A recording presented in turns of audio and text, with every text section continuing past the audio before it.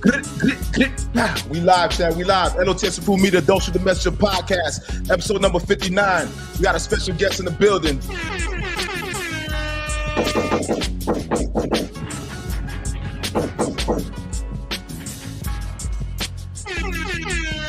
All right, if you guys don't know, we got Mr. Cleanface in the building, Cleanface Management. All right, it's an honor, brother, to have you on the show today. All right, now let me cut off some of this. Let me cut off this intro music. This great intro music. Great intro music. Give you the whole hip-hop vibe. Yeah, that part. Yeah, that part. All right, Cleanface, what's going on, champ? I just want to start off with this, all right? This is the incomparable, the author, imitated, but cannot be duplicated, the one they took their style from, the elected, the appointed voice of the streets. I'm the one exactly that they took their style from. Now, you guys, this is the L.O.T.S. Approved Media, Don't Shoot the Messenger podcast, episode number 59. Like I tell everybody, don't be a ninja watcher. It's a person that be creeping and watching. Don't be no pocket watcher, because that's just a hater. And you definitely don't want to be a peeping Tom. If y'all don't know what they do to peeping Toms, just stay out of jail and you won't have to find out. Also, we call this wiping your feet on the rug. I need everybody to hit that like button on this one. Hit the like button, because that's what the algorithm wants, and that'll make YouTube recommend this content. All right. Now, what's going on, brother? It's an honor to have you here. Everything great, man. Everything great, man. It's a pleasure to even be invited to your platform, man. I want you to say, man, congratulations, number 59. Number 59 must mean you are consistent. Number 59 must mean you started somewhere and you plan on going somewhere else. So congratulations to you and your journey, man. Oh, man, that's highly appreciated. And I know that you're a person that take notice of things. You're very observant. So with that being said, I haven't missed a week of this podcast. This is going on a year now. Throughout the trials and tribulations, I know you're familiar with that, because I know you're a man of the word, right? So trial and tribulations is the key phrase, and we have not missed a show thus far. All right. Once again, this episode number 59, brother. All right. Now, champ, like I said, this is an honor. You are a pioneer, one of the pioneers, one of the staples in the Miami community, Florida hip-hop community, as in management. And there's probably a list of other things that you do also that contribute to everybody's success and what we see of Miami in this very day. Now, I just want to give everybody a little rundown of your history. All right. I know that you worked with slipnsliderecords, Records, Mr. Ted Luke. All right. But maybe we can go a little bit before even your Slip and Slide venture. All right. Your journey with Slip and Slide. Originally, where are you from? I'm from Carol City. Carol City, what they call Miami Gardens today, but Carol City has been my original state. Okay, then. So you're a Miami native out of Carol City. Yeah, that part. Yeah, okay, now, with that being said, you're one of the top managers in this community, right? A lot of people are familiar with you. And obviously, you're a successful manager. So with that being said, what catapulted you? What made you even be interested in being a manager? Well, I would say that I started off my career in a group with JT Money, and we was called the Cash Money Crew. Okay, shout out to JT. And this is when a place called Shooter 183 is open, and we was performing. And we had Gucci Mane in the group, which was Gucci. Madball was the DJ, and I was the LV man. And I did like 2 shows, and them brothers wrote my rhymes. Okay, shout out to Madball. That's my people. Shout out to Madball and Uzi. Shout out to JT too. You already, that's Miami Gardens, Norwood Bound. That part. Shout out to home team. So you was actually in a group with. Say this again. Now rewind a little bit. You was in a group with who? Before you was a manager, you actually was an artist. That's what you tell me. Yeah, for a short amount of time. That part. It was we was called the Cash Money Crew. Okay. And JT Money was the main artist. Gucci, which was SOD also, that was part of another group. And Madball the DJ, and me LV, man. So you got LV, because I wore a lot of fake Louis Vuitton in high school. Gucci, man, and JT Money. We had a right to be called the Cash Money Crew with names like that. And so when they wrote my rhymes for 2 times, during that time, that was like not acceptable. And then I did the 2 shows, and I told them, I'm going to just figure out how to get us booked. Also, a little before that, JT Money used to write his rhymes in a tablet, and Wow. he lost that tablet. And I just didn't want to see nobody become JT Money. So we went to the skate ring until we got Luke attention. And Luke eventually listened to JT and got him signed. So my first transaction in the music business was just wanting to see my friend win and nobody steal his style. And I didn't even know I was in the music business. And that has been my recipe for management. And it's to work with people. I just want to see them win. Whether I work with you directly or not, I'm going to give you game because I want to see you win, or we're going to get into a working relationship and I want to see you win. But that has been the recipe of success. You know, I'm giving it to you before we even get to it. Nah, we're gonna get into your story because your story is amazing, right? And like I said, you are a pioneer in this in Miami. Period. You're one of the most known managers in Miami. All right. So with that being said, so just going down the timeline, shout out to SO2 because I heard you say SOD. Shout out to SO2. Yeah, so All right, right. That's all home team. All right, this is all Norwood home team. Now, the boys in the yard. That part. Shout out to EO2. Now, with that being said, shout out to Drug. Shout out to the whole Poison Clan, you guys. All right, these guys. He's talking about some of the pioneers, main members of Poison Clan. Yeah, Mooney Boy. Yes. Yeah, shout out to Mooney Boy too. Shout out to Mooney Boy. That part. Yeah, the whole set. Shout out to everybody. Yes. All right. Now, with that being said, so you start off as an artist. All right. You said for that minimal time, but you was an artist. Now, how did you come acquainted with JT and everybody? Did you guys go to school together? Yes. There was a time that I was bad, and when I ran away from home, I used to go to JT house and he'd sneak me to his basement, and vice versa. You know, we was just those kids that sometimes we was just hard headed. You know, and we also went to high school together. We stuck together because when we went to go visit other parts of Miami, you really had to stick with your people so that you know that you can get in there safe and get out of there safe. And we had a core friendship, man. All right, so you guys just basically look over each other. Y'all had each other back. All right, so real home team like that. Real home team. Right, so okay, so now let me break this down. Now you was right. JT was writing your rhymes.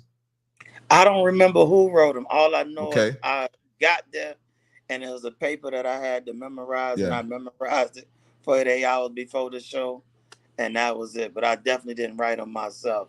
Okay, so you ventured into that. You ventured into actually trying to rap, but you eventually you stumbled upon managing. So what prompted you to become a manager? You said something important. You said that you tired of JT being what was going on with JT that made you want to be in JT's best interest and see his best interest at heart.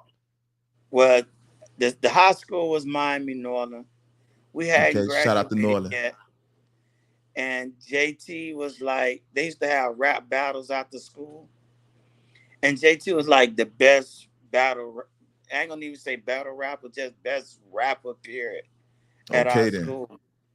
And I say, man, this is a lot better than a lot of things that was on cassette tapes at that time.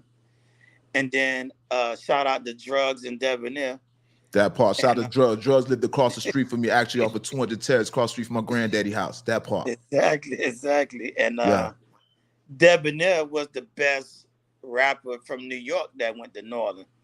And that's how the Poison Clan, the second version of the Poison Clan, was formed. So there was so stop right there. Periodically, I'm gonna stop you because this is history, right? And I need everybody to get acclimated to actually your history because you're gonna give you have a rich story. So with that being said, so there was an original Poison Clan prior to Uzi and Matt Ball and Drugs and Debonair and JT, so it went from the Cash Money crew to the Poison Clan, which was JT Money, Shorty T, Uzi, and Madball and Ram. They were the original Poison Clan. Now, in between that, there was the Throw the D Boys, which was JT Money, a brother named Linwood, and another brother named Dwayne. They was like the best dancers. So JT knew how to dance and rap. So then it went from the dance group to Cash Money crew to the Poison Clan. Then Poison Clan #2, which is also uh, Birth, pick it up, That Home okay, Team. okay, home team. Okay. That part. And then we got the Zoo NIGGAs, which SO, was EO. SO, Naughty, and EO. Then that birthed also CLB, which was the original Glock, Vest, and Tech, which was some real And street what artists. nah, go Go ahead. ahead. Sorry about I don't want to sorry about that interrupt you. Go ahead. Good. All right. And then you had Mooney Boy, which was Cloud 9 from Liberty City. Then you had Mickey Rollins and Kyle, which was another group. So that's what formed the whole Breaking Bread, was the whole Miami Northern. Then we broke out and say we wanted to be the first set of guys that do music with other people from other boroughs and bring them under one umbrella and show them that we could do music together. Okay, so stop right there. Now, you just named 3 different crews. You just Cloud 9, Mooney Boys, the Zoo, SO and them, and then Yeah. you had the CLB. Cash Money, and then you had Yeah. CLB. For those who don't know, CLB, that's Cloverleaf Boys, correct? Right, exactly. Facts, that part. Now, with that being said, okay, so fast forward a little bit. What happened? How did you transition actually into okay? Also, before we even say that, Breaking Bread, that was your label, correct? Yeah. I can't let that Brother, pass. me and Yeah. my brother, Mickey Rollins, who was one of the artists, we Okay. started Breaking Bread Records together, and JT Money was like the more notable face that helped me bring things together. And what happened was how I got in the music business. Me and my brother, we was up in this place called Clarksville, Tennessee, and it was somebody from high school that went there, and he had some music equipment in his room, and he told me he he make music in his room, and we went over to Nashville, and we saw like these dudes that was all driving Dodge Vipers, and we started asking people, what do? They told they sell music out their trunk. Okay. So I came down to Miami, and I sat with Debonair, and he has some similar equipment in his bedroom. So I was like, okay, I'm thinking of it as a formula. Okay, so you get the artist, this the equipment. I don't know how to get it in the stores. I don't know what that is. So I met up with SOD and told him what my goal was. He took me over to this company that was out uh, somewhere over by G5, a big warehouse area by that Modern Age sign. And they actually would take your DAT that you record the music on, and they would make CDs for you and make the covers for you, and they would either deliver them to you or they would send them to the stores for you. So I just started trying to figure out the pieces. So SOD ended up with a whole list of DJs, ended up with a list of mom and pop stores in the South, and Okay. ended up with different ways to distribute. So it was like putting a piece together. I believe in all the artists that came from my area and say do the music. Now we know who does, we know where to get the music done at. Now I know how to get the music pressed up and the artwork, and also me and Mickey drove the product up and down the streets, and we was fronting 10 CDs, but you had to buy 10 CDs. And then we'll Mm-hmm. circle back and come pick up the money for 10 CDs. And as long as that music was in the clubs, people was going to the store to look for that product. So we So you was connected. manufacturing, just to make things clear, you Right, was right. manufacturing and distributing on your own on a local level. Right, exactly. Okay. All right. Exactly. And so once we learned that, okay, we know where the stores at, but how do we get the people to go to the stores? We made sure every DJ in the surrounding area of that store was playing the cassette, the CD, or the vinyl, whatever they were Okay. playing in the club. Most of the time it was vinyl or CD. And people would run to the DJ and say, man, who got that new song? So if you heard something new, all they had to do was to yell out the group. or who made the music. And all you do is go to your local store, and it was right there if you were doing your business right. It was all about Facts. connecting the dots.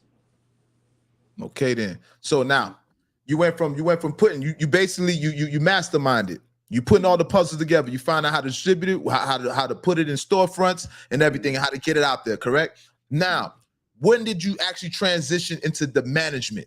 When did you actually get thrusted into being a manager? Uh, I ended up going to prison for trafficking cocaine, Let's talk about it. and I was trying to get out of the streets, and I really had a good chance to get out of the streets because God had done blessed me from a couple of cases That that part. He helped me get miracle out of.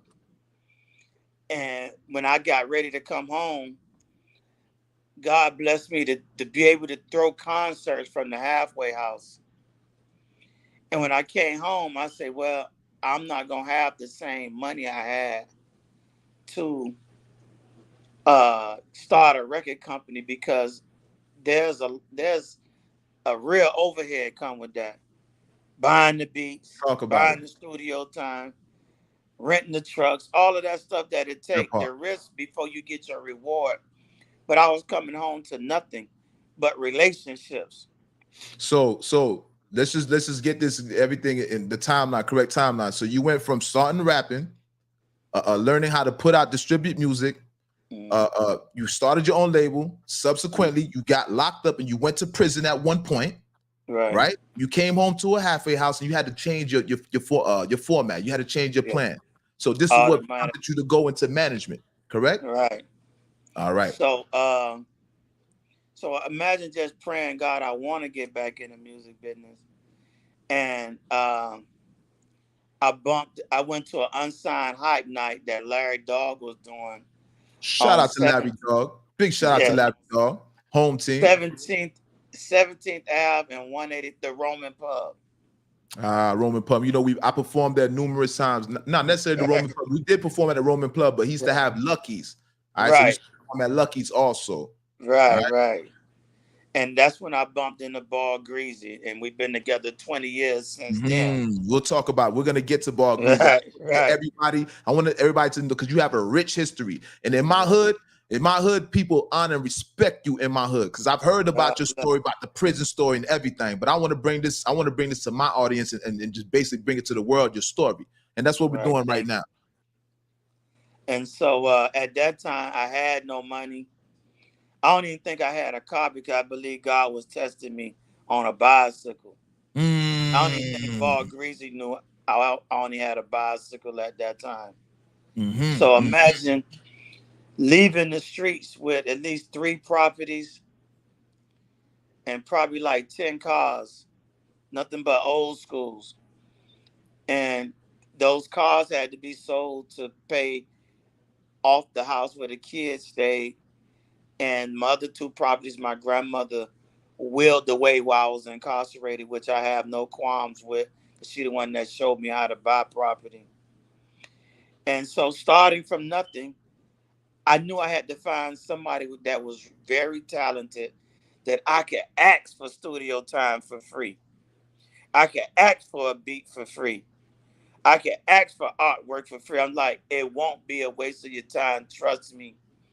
And one of the first artists that I got right out the Ballgreezy was Plies. Okay, stop right there. Stop right there, Yeah, because that's what we're gonna start going to your rich history with the artists that you're yeah, associated with, right?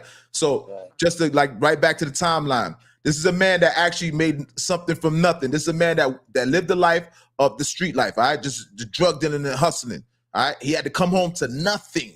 This man was riding a bike. All right. So this is the stories that I want to bring to people, these glorious stories, right? Because there's a light at the end of the tunnel. There's something great about this story. And this is going to get better and better from this moment. So Right. now you was managing Ballgreezy, and then who did you begin to manage after Ballgreezy? Pliers, correct? Plies. So what happened is I'm working at Slip and Slide in the halfway house. The day that I was released, I told them they never have to pay me again. Now, mind you, I don't have money, but I tell them they never have to pay me again. They got so much richness around the label. I said, give me all the artists that's not doing nothing. That was Case One and the Lost Tribe, Mystic. Shout out to Case One. Shout out to Lost Tribe. This rich history, you guys. This man is the. If you want to know about Miami, if you guys want to know about Miami history, this man is giving you Miami history, Dade County history, and it goes beyond Dade County because Plies ain't from Dade County. You know what I mean? Right. So this is some rich history that you're giving us. So you're naming Case One, names that we haven't heard as of recent. And Lost Tribe. Shout out to You Can't Catch Me, boy, boy. That part. All right. Let's Right. continue. Mystic. Duece Papi had a song called Lose Your Mind. Shout And out what to I Papi. did was to learn about management. My desk was across the like just a little in front of me was another manager. His name was Mike Hopkins, who was once Two Live Cruise manager, who was once up under Luke Skywalker. And I just used to just pick his brain and ask him questions every day to learn more about it. But my job was just to listen to CDs and a CD player on some headphones, not to ask questions. So the first record I found. Before you start that, how did you become acquainted with Ted Lucas and Slip and Slide? Just before we even go into that history. Okay, well, this was real history. My dad and his dad ran together as two friends. Okay. My mom and his mom ran together as two friends. Both our fathers are gone home to be with the Lord, but my mom and his mom still run together today. So as kids, I used to go stay to his house. He had a twin bedroom and vice versa. We was like little brothers coming up out the same neighborhood. And we both got into the same underworld. And he used to come to me when he was ready to sign art and say, listen to this, tell me what you think. So when I think about it, I was in the music business before I knew it. I was being an A&R before I knew it. My thought was being trusted about the music business before I knew that was something people get paid for. Okay, but once again, I wanted to see Ted win. That part. So you and Ted Lucas, y'all grew up together as kids into adults, and you guys have a street history together, right? Right. That is. All right. Now, remember, I cut you off when you were speaking about how you used to listen to the music with your headphones and you wasn't there to ask so many questions. Right. Let's get back to that part. So Duece Papi I found in the batch of CDs, Duece Papi had this song called Lose Your Mind. And Emmanuel, I'm at the halfway house. So I run and tell Ted and them in the office. I said, man, I believe I found a hit right here to office. So they brought everybody in and listened to it. Within a week or two, I finished the halfway house. I got in a van, just me and Duece. I said, let me take this record on the road. Because I remember the map that I had before I got incarcerated. So I got Duece Papi booked by getting this song played in Virginia. Way from that, finding that CD to sending it to a DJ in Virginia, he got booked. Now, mind you, I left Dade County by myself and him in the back of the van. They had this new thing that people was drinking called crunk juice by Lil Jon. I remember crunk juice. That's around the time with Scissor and all that. Right. Even before that. Right? Oh, was that? Okay. It was from Pimp Juice. It was before Red Bull. It was your first energy drink.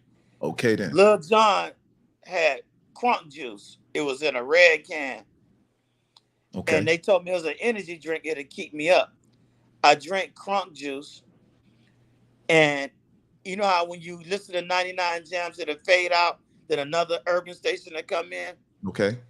So as I was taking this trip, every time a new urban station came in, I would get off the road, ask somebody, where's this station that I'm listening to? And they'll give me directions. I have to write it down. I would get to that radio station and I say, hey, my name's such and such. I work for Slip and Slide Records. I got Duece Papi in the van who did the song Take It to the House. I got a new record I want to give you. And that was his new record. And we would leave that station. They would let us in, give them an interview. And that's just how sweet the game was, that stations would allow you in if you had a credible resume, some type of history. Now today you can't get in without being buzzed in. Too many people done violated the lobbies of radio stations, trying to jack up DJs. All of that is out. You can't even go on a station no more. Forcing the DJ to play them records. Right. Play, right? So they try to take that street route. No doubt. So we get back on the highway. I hear another station get off. So this before navigation, GPS. This was all about go down this road a couple of miles, look for such and such, make a right. Been by the house, there's a blue house, and then there's over there, there's a lady on the corner, and whoop-de-whoop. That's back in the day when we used to have like historical spots in the hood that you know. You know, there's this company over here. You make a right over there, and then over there there's gonna be an old man on the corner. Then you make that left over there. Yeah, before GPS. Exactly. Fact. And this before you can have the one that sit on your dash and you can type it in. Yeah. So I did that all the way from Dade County to Virginia with no sleep. I'm excited. I'm fresh out of prison. I got this rental van. I'm going to go prove that this Duece Papi record can work. And we got all the way up there, did the show, and then I got the room. But that crunk juice worked for me. That was my first time ever experiencing what an energy drink was. And by the time we drove back to Miami, that song had done spread it from stopping by all those stations that labels was calling Slip and Slide about Duece Papi for that song, Lose Your Mind. And where did you, because I know Duece Papi's not originally from Miami, right? He's from Atlanta. From Atlanta, that part. So you met him in Atlanta? I actually met him at the office when they told him I found a record that I believe can help him get in the game, because he hadn't had no releases as a solo artist that really stuck. And he stuck out on that record. He stuck out on a lot of those records. I ain't gonna lie, he was a very unique kind of artist, right? Right. I consider he stood out amongst all the other artists. I'm not gonna lie. Not to say that he was better, but he had something about him that was a little bit different. Oh, well, definitely, he brought something to the table. Yeah. When he did his song, so I did the run with Duece Papi. Duece Papi got his record out. Then he started getting on the road with Ross, and so mind you, me and Ballgreezy working it out, and Sean comes out at that time. Ballgreezy, Sean. You already know Ballgreezy's the club killer. All right, we're gonna get into Ballgreezy. Facts though. And then by me deciding to take the artist Slip and Slide, they was really tricking Trina. Okay. So I took Ross, Lost Tribe, and Trey Plus 6 Money Mark and CO, and said, "I'm that same van. I'm start telling promoters, look, y'all can book the whole Slip and Slide, except for Trick and Trina, for a good rate." So they were doing Slip and Slide parties. Shout out to Money Mark. Shout out to and what was the other one? CO. Shout out to CO Money Mark. So they decided that, well, we can't afford Trick and Trina, but I could use the Slip and Slide brand. Slip and Slide brand was just as big as their artist was, or even bigger. So people booked that party, and Plies' brother, Big Gates, booked the party. So after that, they booked another artist from me. I just started making money from booking shows. And I sat down with Plies, and I heard this song in the club called Tell Those Crackers That. And I was like, whose song that is? They said, well, that's Plies. So I sat down with him. He only had 2 songs at that time. And he let me hear the other song I didn't hear. And I say, man, bro. So you discovered Plies. Let's get this correct. Right. You discovered Plies. So Plies out of Fort Myers. Out of Fort Myers. And you said you met him through his brother, Big Gates? Because I know Big Gates is the one that usually handles things for Plies, right? Right. Partner. They wasn't in the music business really like that. Okay. So Plies was like, let you hear something. And I heard it, and I like, bro, you not a rapper, but whatever you are, you somebody that they can feel. And I like that over rap. So stop right there. Cause that's big. That's big now. So you discovered Plies, and Plies wasn't even a rapper. Because just to give people the history on Plies, This is out of Plies' mouth. That Plies had artists, him and Big Gates had artists, and I think things wasn't working out, what have you. I don't know what particular reasons it wasn't working out, but it prompted him to go inside the booth. And when he went inside the booth, he liked it, what he heard. Right. Correct? Right. All right. So are you around this he time? was just a natural, raw talent that I said when I was praying, because when I came home from prison, the only thing that was in Florida streets was Mike Jones, Paul Wall, Mike Jones, Lil Boosie, and Webby. And I'm like, why ain't no Florida artists in the trap? that part.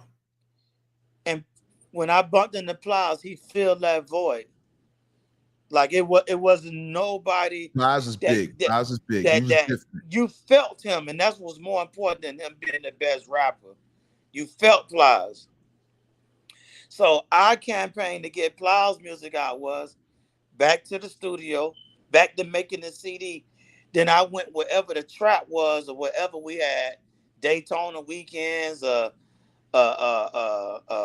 they call it, the weekends. How can we be downs? Wherever that was. How can I be down? I don't know if you guys remember. How can I be down? Like I said, period. I got to chime in because this man is giving you the history. If y'all don't know, if y'all want the history, this is the history right here. Man's bringing up How Can I Be Down? This was an event where everybody had a chance to come, and if you had aspirations of being an artist, this is where you wanted to be, where you'd be able to network. You got people coming from areas where they don't have too much, they don't have too many companies, record companies in their area. This will give you a chance to get some exposure and do some networking. That part. Ozone magazine also. Okay then. Ozone Awards. So wherever we was, I would go to a car and I was saying, this is how I'm gonna beat the speed. The car gonna be my new radio station. I'm gonna go to the car. I'm gonna say, bro, I got $100 in one hand, a CD in the other. Put this CD in your CD player. If you don't like it, throw it out your window and get this 100. You can't That beat that first with a song dollar. they heard from Plies, I never lost that $100. They Oh, fell so in you put love all your with money. it. You could put all your money on Plies. Guaranteed. That was the winning horse. And those cars took our music back to their towns. And those towns heard this music in those cars, and it eventually got in the club. Then Plies ended up being the hardest in the streets at that time. For sure, though. Plies has an impression left on Florida, right? Because Dade County was at the forefront of just all Florida music. Plies is the one that opened it up, and basically from Broward up, he has influence in Broward all the way up the road to Tallahassee, wherever you want to go in Florida. He has a major influence on the sound and the culture of Florida music.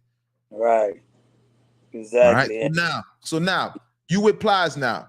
Now, can you give me a list of the artists that you've managed, the artists that you've had the pleasure of managing, or had the pleasure of having you as a manager?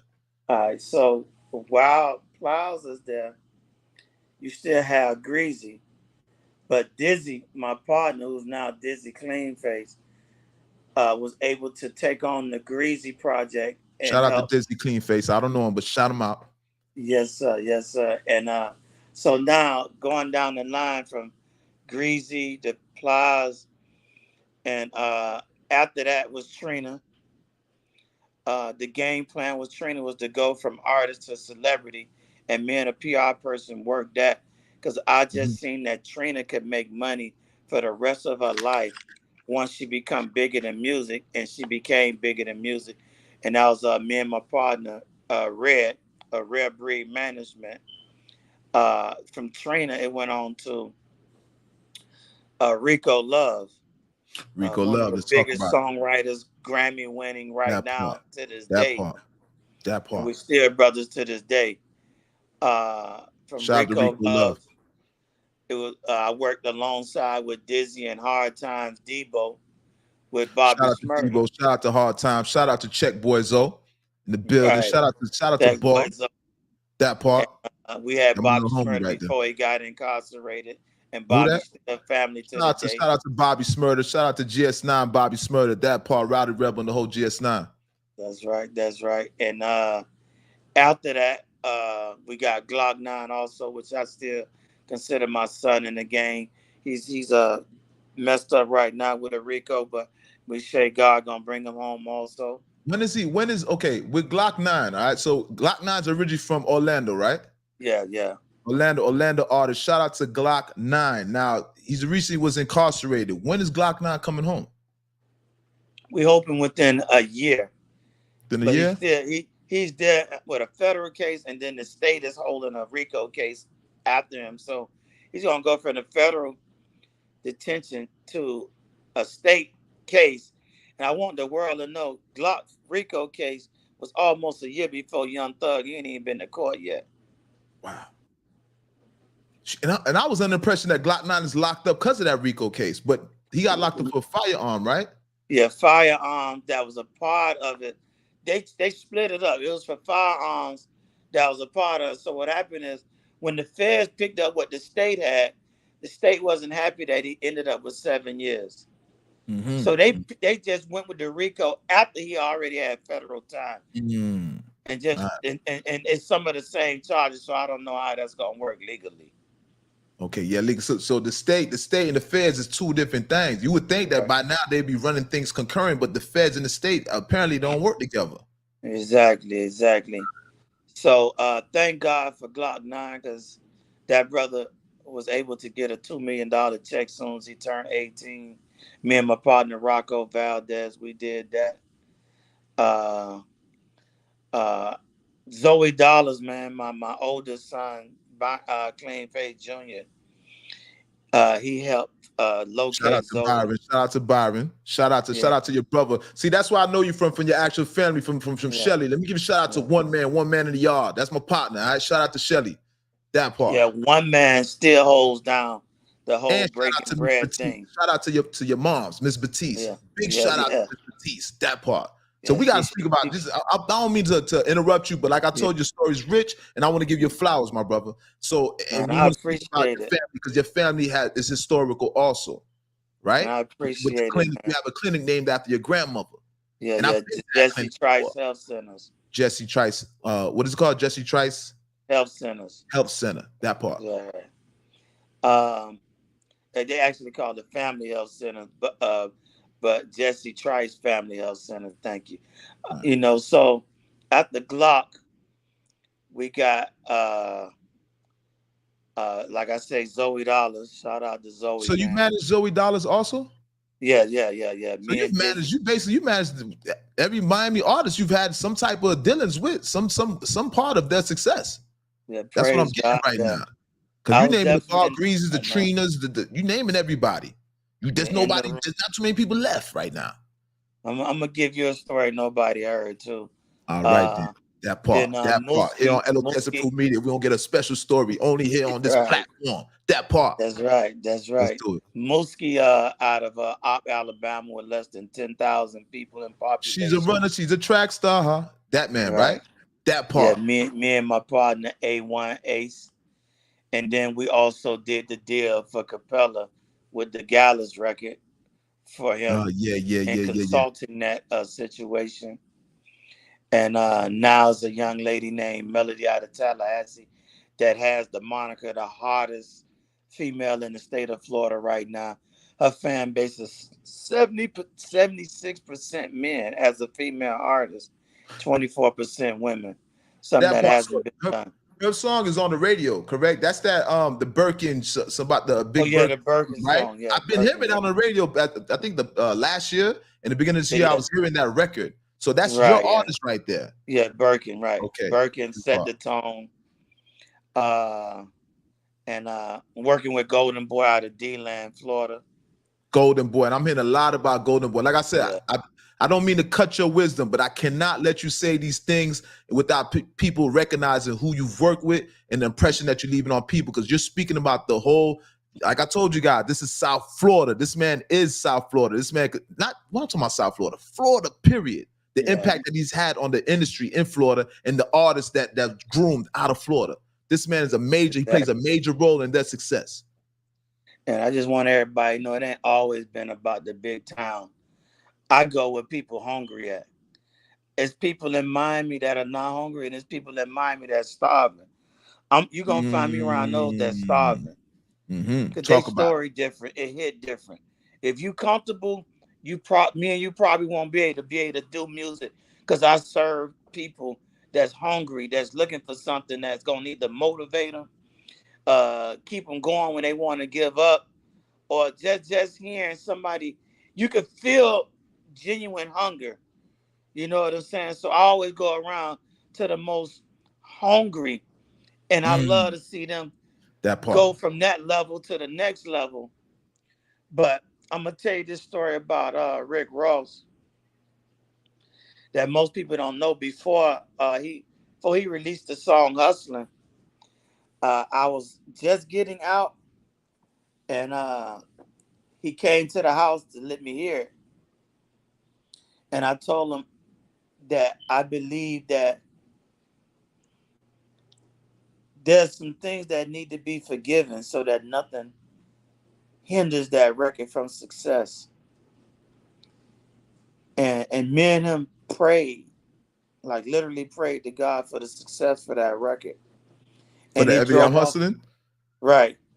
And he left from me and he went to Khaled and said, Khaled is about to play it now. And I believe whatever Ross was dealing with or I was dealing with when it comes to forgiveness, he let it go and God took him to the next level. So you put some prayer in that. You put some prayer in that, and you help them through the powers of Most High through the power of prayer, right? Because Right, I'm big familiar with Ross. I ran around with Ross and them a little bit. Ross done been to my house. Ross used to cop for me back in the days. Ross, right, I right, done been to Ross' house. I was there on stage with Ross and them when Every Day I'm Hustling was going on. Gunpei right, was sleeping on my actual couch. That's my dog right there. right, You know what I mean? right, And I seen that the success for myself, right? right. Being with them on stage at times. Mhm. I seen when the record went from 99 Jams, and then when I think it was, I don't know if Power 96 started playing the record first or 99 Jams, but when it 99, it touched, was actually Khaled, 99 so Jam. when it touched Power 96, that was confirmation for us that it was Right. over, It was that we knew another, that he was going to take off, right. right? Go ahead, my brother. So I just can remember that night, and he done told me personally, done told Ballgreezy personally, that his love for old cars came from watching how much I loved them when I was considered the OG in the streets to him.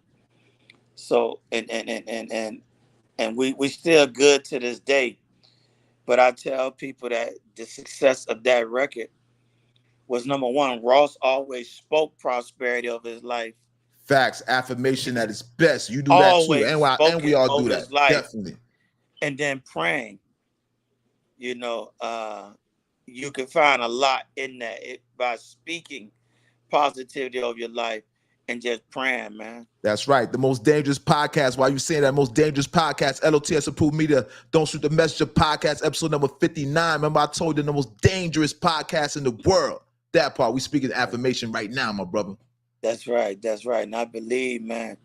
And so throughout all that success, some of the better successes that I would say outside of artists was seeing Dizzy when we decided to become partners, and he was just a promoter. Okay. And I saw something bigger than him now today.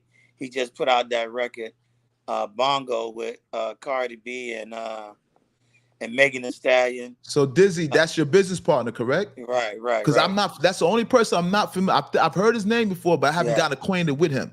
yeah. Right. He So came. he's Yeah. responsible for pushing out that Meg and Cardi album, that new record that they have, Oh Bongos. yeah, but quite a Okay few then. more. DJ Snake, Okay. some other Cardi B songs, City Girls songs. He manages Sincere. So he Uh, manages Cardi B. no, Sincere, Okay. the Jamaican female artist. Okay. She's very big. He's out in L.A.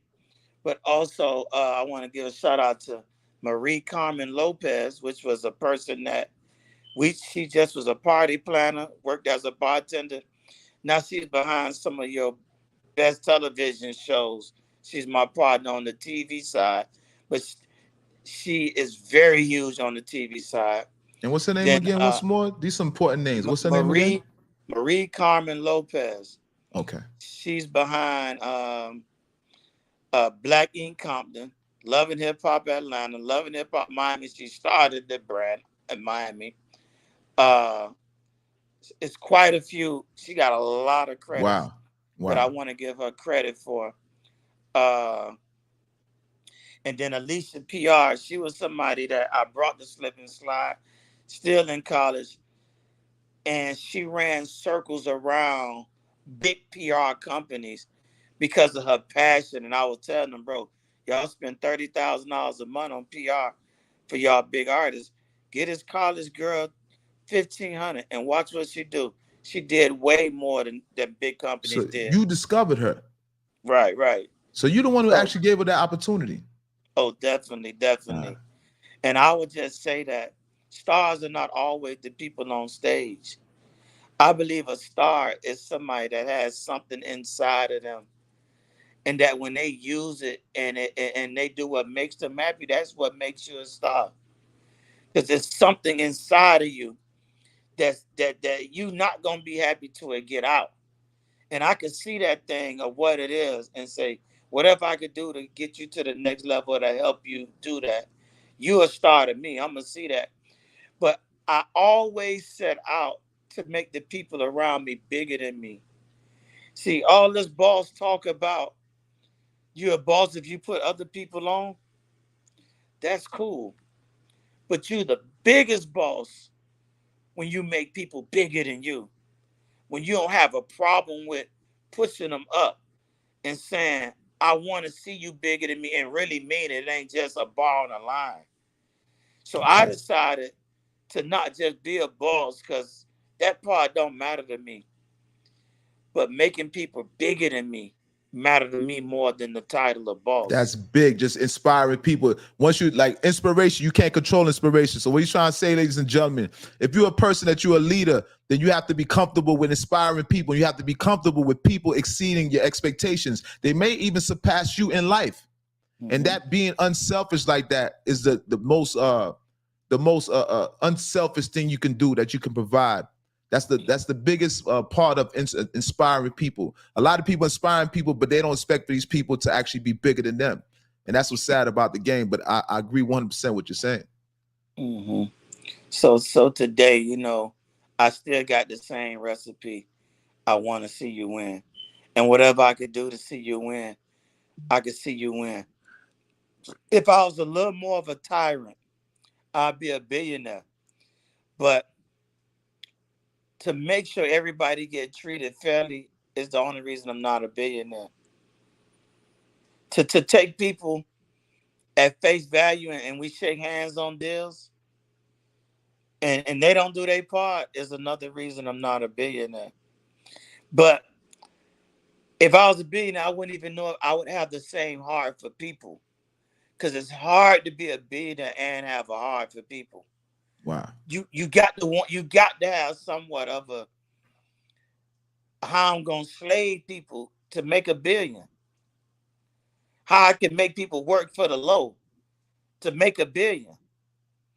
That ain't in me. So I may never die a billionaire in the bank, but I would die something they never created past a trillionaire in the kingdom of heaven. And in the Facts. hearts and minds of people, that's way more important to me.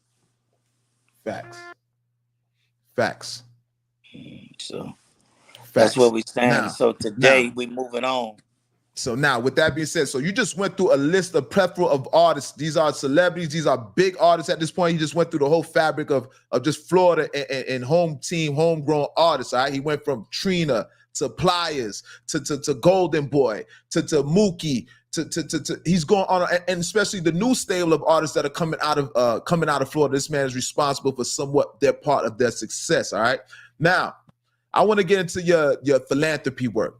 Mm-hmm. All right, I see you do a lot of things for the community, and this is something big. So beyond you just inspiring people and helping them get to where they want to be in life, there's another part of you, brother, that a lot of people are familiar with. Niggas in my hood know about it, right?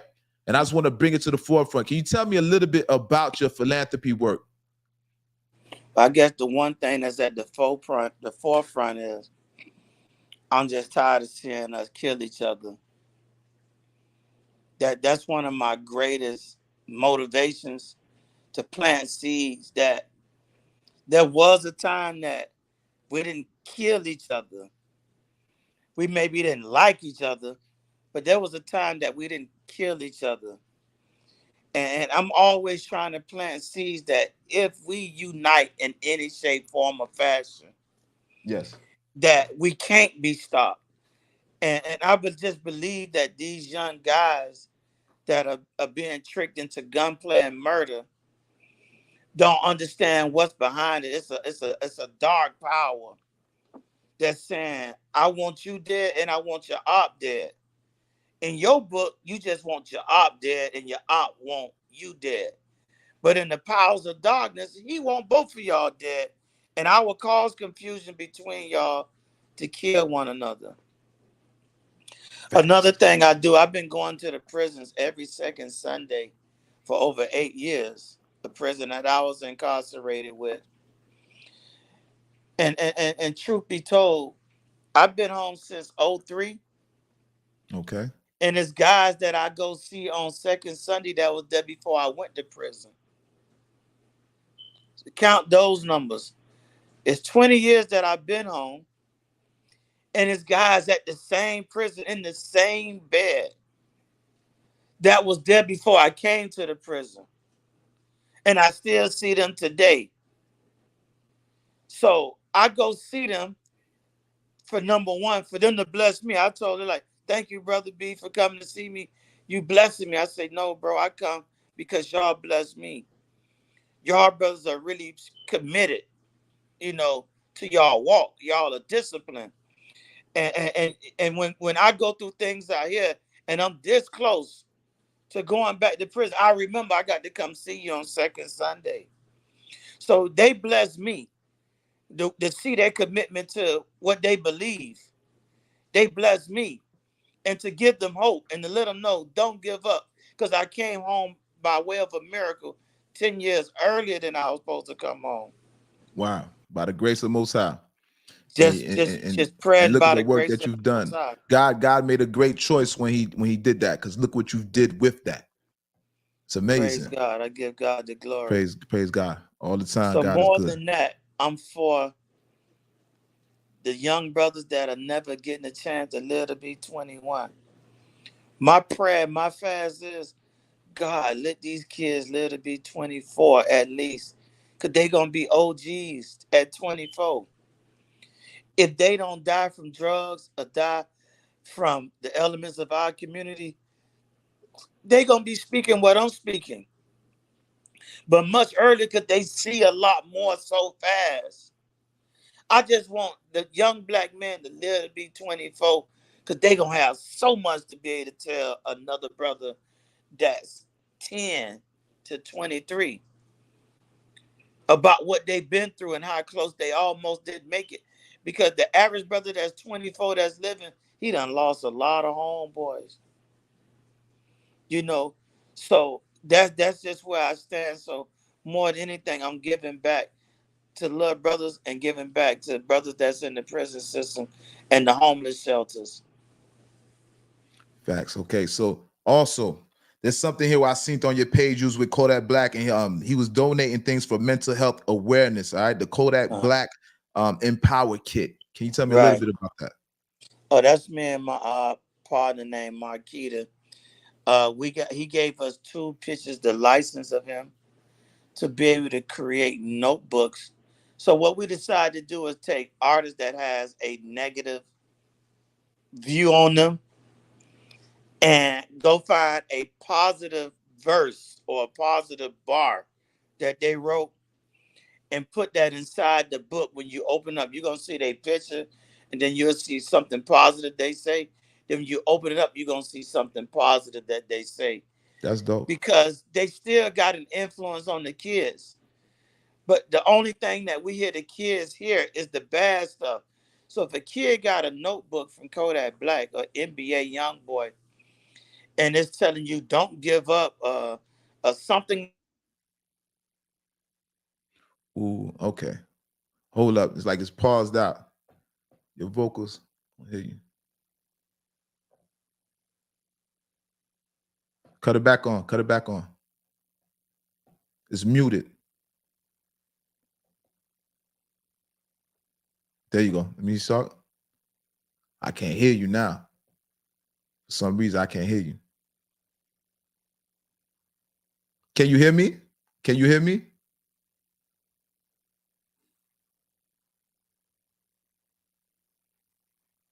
Hold on. Yeah, I can't hear you, brother.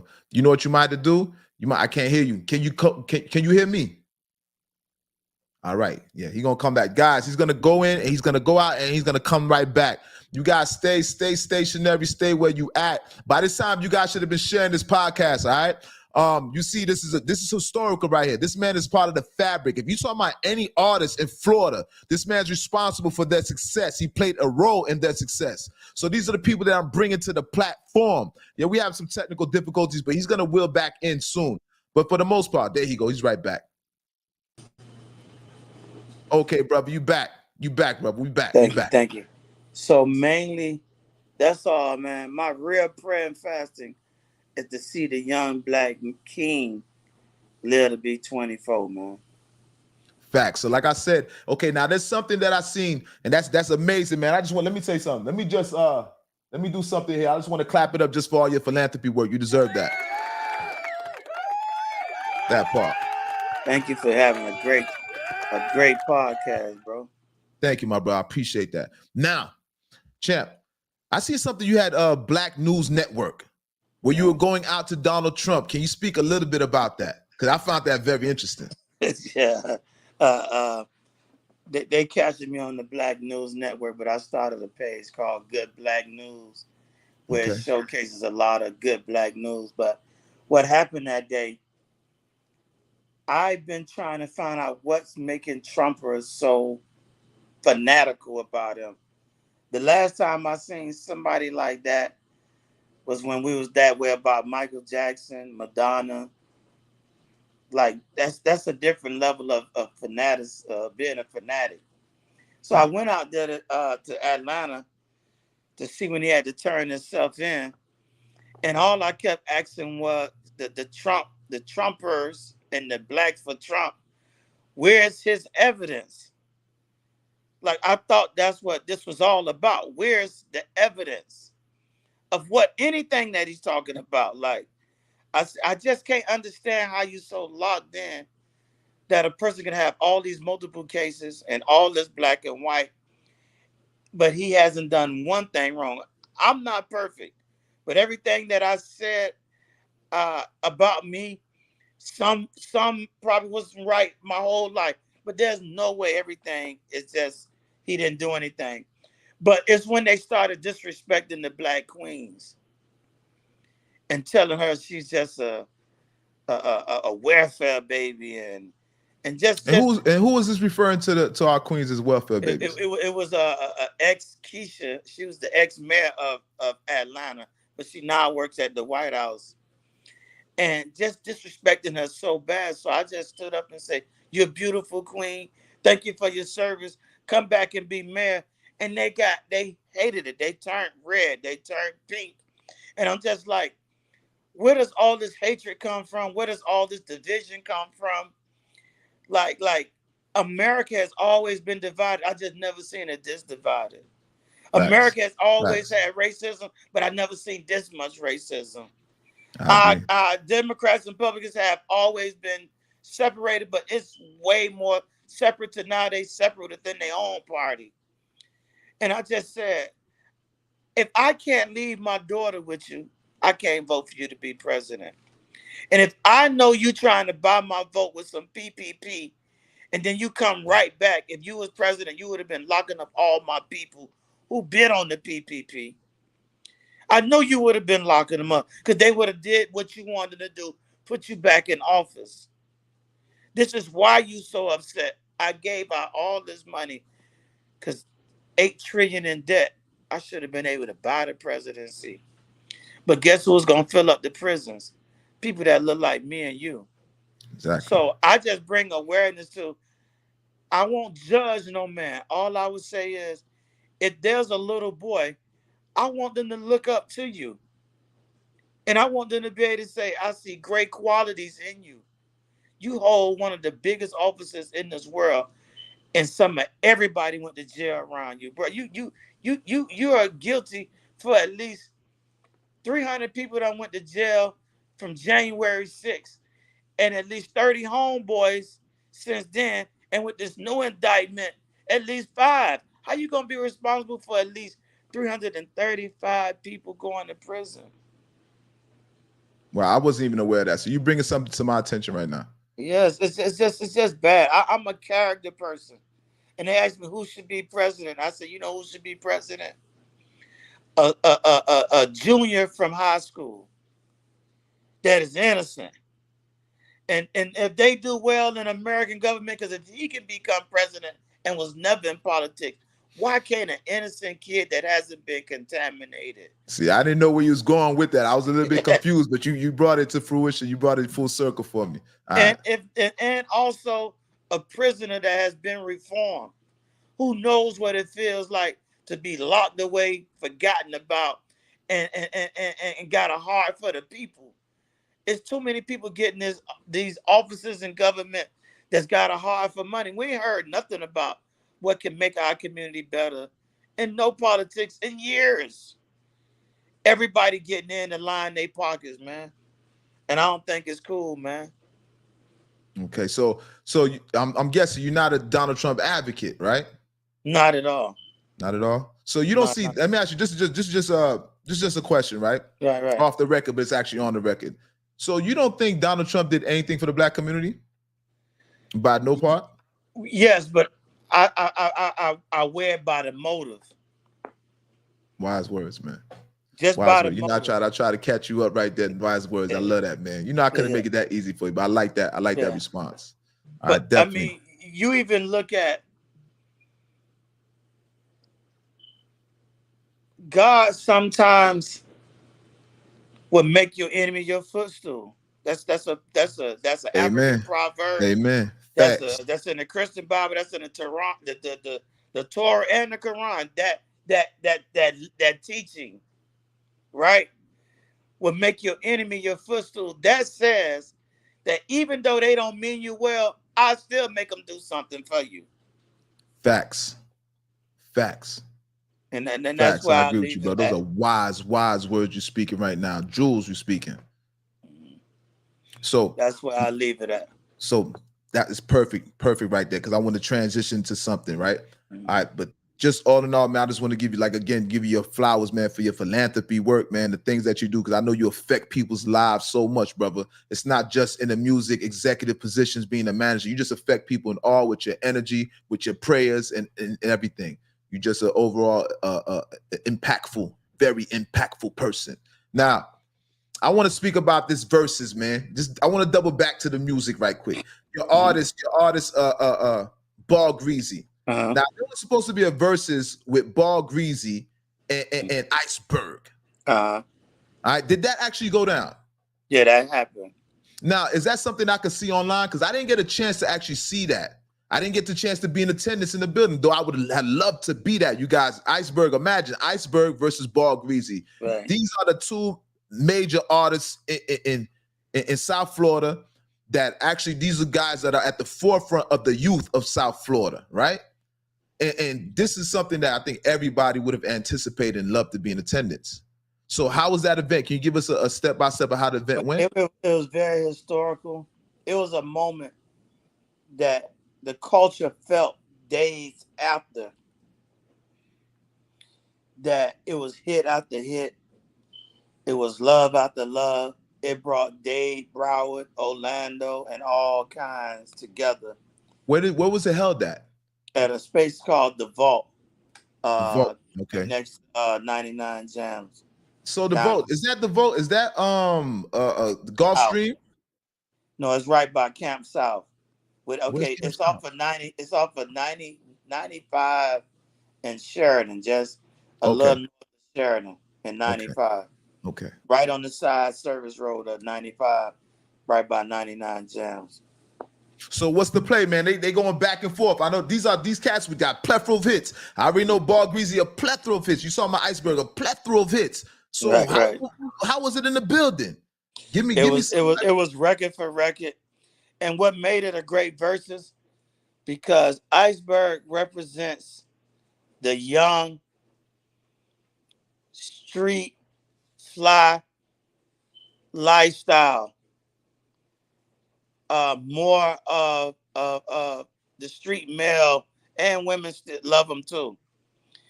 Greasy had represented like a little different demographic, a little older, but I thought still Greasy had the girls though. right, I and would the think women. Greasy had the girls. I would think me. I was under the impression that Iceberg would have the. They both got the streets, but I would think Iceberg would have the corner, the gangster, right. and Greasy It was a little bit of both, but their differences filled up the room. Whether it was age difference, whether it was, Greasy had to Feel My Pain type street music, and Iceberg had the Let's Go Get 'Em type street music. Let's go get him. You know what I'm saying? Let's go get him. So, but it was hit after hit, and it was a whole bunch of history of music on that stage. And at the end of the night, they were both winners. Facts, both winners. That's big for the community. Like I said, those are both artists that I enjoy to listen to. Ballgreezy and Iceberg, both phenomenal artists, hands down. Right. So that event, like I said, I know it's historical, and I wish I could have been there in attendance. In all actuality, that's something that I missed out. I'm disappointed that I missed out in that.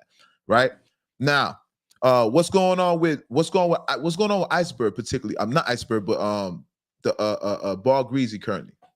Well, we just dropped a new record called "Made for You" that came out Friday. Women love it. It's another record that gonna do very well for him, like Nice and Slow did. He's working on his label called Gold Star, and behind the scenes working on merchandise for women right now. Okay, that's amazing, man. And you guys get a chance, you guys go check out Ballgreezy's music. I need you guys to go and stream Ballgreezy's music. He got a new single out, and what's the single called? Made for You. Made for You. You guys go ahead and check that out, man. Run those numbers up, as well as Iceberg and the list of all the other artists that he had an opportunity of working with, that he's worked with in his past. All right, but mainly you guys make sure you guys go support that Ballgreezy. Now, moving on to what's going on with Rico Love, all right? Because now you with this multi-platinum producer, right? Songwriter, Rico Love, right? What is he currently doing at this moment? Well, he getting ready to go to Spain for a couple of days. He just wrote a big record for Usher that had all the controversy around it with Keke Palmer. Wow. Hold up. So he's behind the pen, and he's speaking for Usher and Usher's perspective on this whole Keke Palmer and him. Because Usher, let me tell you something about Usher, man. I ain't bringing my girl around Usher. I'm gonna be real with you. If I go to a concert, no, he's not gonna take my girl. And I ain't got no chick. But even if I had a chick, I don't care if it was a side chick. I'm not letting him get in front of that chick, right? Because I know he's the girl taker. Yes, he's like Trey Songz. I don't even want to say his name right now because he's in hot water. But he's another Trey Songz, right? He's taking your girl. So you telling me Rico Love is behind that pen? He's speaking about that Keke Palmer and Usher situation? Yeah, Rico also wrote Daddy's Home.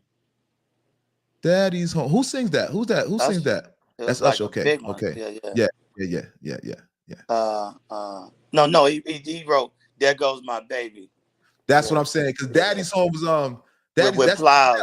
Okay. That was with Plies. There goes my baby. I'm familiar with that. I was a little bit lost. I'm like, damn, I'm missing. He actually wrote the twerk record for the City Girls. Oh, okay. So he wrote. So he wrote for the City Girls too. So time. Okay, well, I'm jumping too fast. So currently, right now, you say his pen is still working. He's still behind a lot of artists right now, and his pen is prevalent right now. Currently, so he hasn't lost any step. Hold up, what's going on here? We freezing up. You guys, make sure you guys are sharing this platform. Make sure you guys are sharing the Don't Shoot the Messenger podcast. All right? Everybody should be sharing it with their followers at this point. All right, you guys make sure. We have a little bit of technical difficulties, but that's what it is because we're going live. All right, I'm pretty sure it's not my internet. It may be on Cleanface's end. But nonetheless, you guys should be sharing this. I want everybody to get acclimated. Once again, this is the Don't Shoot the Messenger podcast, episode number 58. I'm the incomparable, the author imitated but cannot be duplicated. When they took their style from the elected, appointed voice of the streets. This is powered by L.O.T.S Media, and this is the Don't Shoot the Messenger podcast. Welcome to episode number 59, and my dog is back. Now, champ, we were speaking Yes, about sir. Rico. We talking about Rico Love and his Uh-huh. penmanship and what he has going on currently. And you say he's working with Usher, the girl taker, and he's working on that record with for Usher, speaking about the Keke Palmer situation that's been Right. big And he all got over. he got he got a long list. He's traveling the world right now. We started this thing where he teaches the art of songwriting, Okay, and he bring in producers, and producers make beats right there. And sometimes you could write to the beat that they writing. And he's going from city to city and country to country with giving out this knowledge of the jewels that he used to make hit records. facts, man. And let me tell you something, man. We about to bring this interview to a closure, man. And like I said, I just want to give you, your flowers, man. Like I said, it's an honor to have you on this platform. First of all, you know what I mean? You was one of the first people that I thought about, one of the first people I even considered when I opened up my platform, right? Thank you, man. So Thank you. it's a pleasure to have you on this platform, brother. And do you want to give us any upcoming things that you have, any upcoming events that you have going on, any upcoming projects that you have going on before we leave? I'm working on a inspire to uh, inspire t-shirt line, like things that you might want to wear that say "I love you, King." And and I don't consider that as a woman shirt. I consider that as a man shirt. Like I'm putting it on saying "I love you, King." So when I see mother brother, that's my new greeting. I love you, King. How you doing, King? And the same thing for "I love you, Queen." You know, a man might want to wear that for a woman, or vice versa for couples. It's gonna be inspirational shirts coming from Cleanface itself. So it's a lot of thought provoking things, but I want us to start repeating positive things. Cause see, I'm looking at the music that has taken us 40% down in sales. Wow, It yes, has a sales lot to down do in the with music industry, it has a lot to do with what's being said. the content. Uh, and if you look at the domino effect, okay, you killing somebody. Imagine this. I'm gonna kill you. I'm gonna kill you. I'm gonna kill you. I'm gonna kill you. You listen to 30 songs like that. Then you go in the club and you hear the same thing. I'm gonna kill you. I'm gonna kill you. I'm gonna kill you. Or I'm looking to spin on you, spin on you, spin on the block. I'm like, we can't even have a good time in the club because the music is too down. Even though the beat banging and the hook, I love it. Wow, we love the music. We love the Right. music, but it's I do detrimental love to it, us. but now I'm seeing the effects. At first, it was just music. We'll get by that. But when it develops a culture of music that 1,000 people can say the same thing, it tells me that it was designed. Because once upon a time, you could not be what somebody else was. If you did, it was maybe two or three, but not thousands. They Now, all of a commercialized it. sudden, They they let monetized it, commercialized thousands. it. Facts. Right. They let thousands say, "I kill you." They let thousands say, "I'm going to spin for you." They let thousands to say, "I'm going to empty out the clip." They let thousands say, and guess what? That it happened. They know the power of the tongue. Power of the tongue, casting spells. That's what they call it, spelling. Facts. Right. So Facts. now I'm saying, in actuality, boy, I come to celebrate. Let's create reasons to celebrate. Because going to a party is not really a party when everybody looking down in their cell phone. Now let's celebrate. I wouldn't even care if you didn't have a job and you became a garbage man. Well, let's celebrate. Let's find reason to celebrate. Let's find reason to keep saying something positive. So I'm just creating a line of shirts for something positive, and I'm asking God to even draw me nearer and draw me closer so that His will can be done. And a lot of the things that I do that is not pleasing will get worked out, get it out of my life. So I'm working on me. I'm working on these shirts, and I want to bring family back, man. I want to bring the dinner table back.